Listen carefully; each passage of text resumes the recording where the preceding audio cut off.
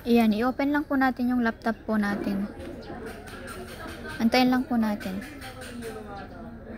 Then pag open, punta po tayo sa settings.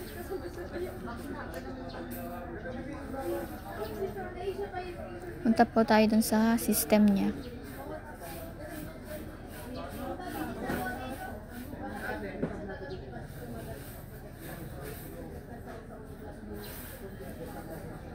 Then si-search po natin yung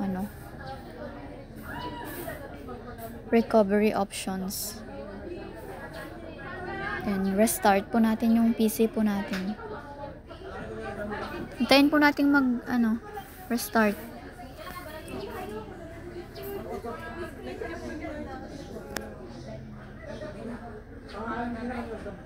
Troubleshoot, then reset this PC. Then dito po dalawa po yung pagpipilian. Keep my files or remove everything. So pipiliin po natin yung remove everything.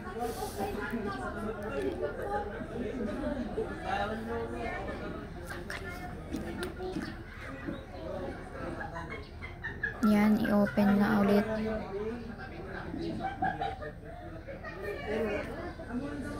Antayin lang po natin mag-open yung PC po natin.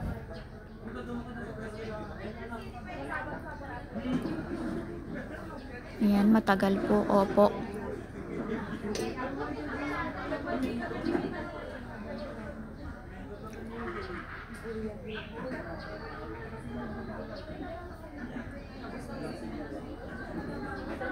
Yan. Sundan nyo na lang yung pinagpipindot-pindot ko dito, guys.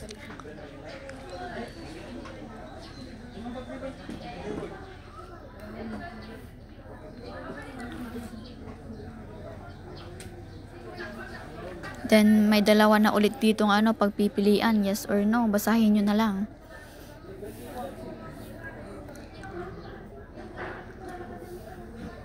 Nasa inyo na yan, guys, kung anong pipiliin nyo. Ayan, pinili po natin yung no. Yan, nagre-reset na siya. Antayin na lang natin. Matagal to.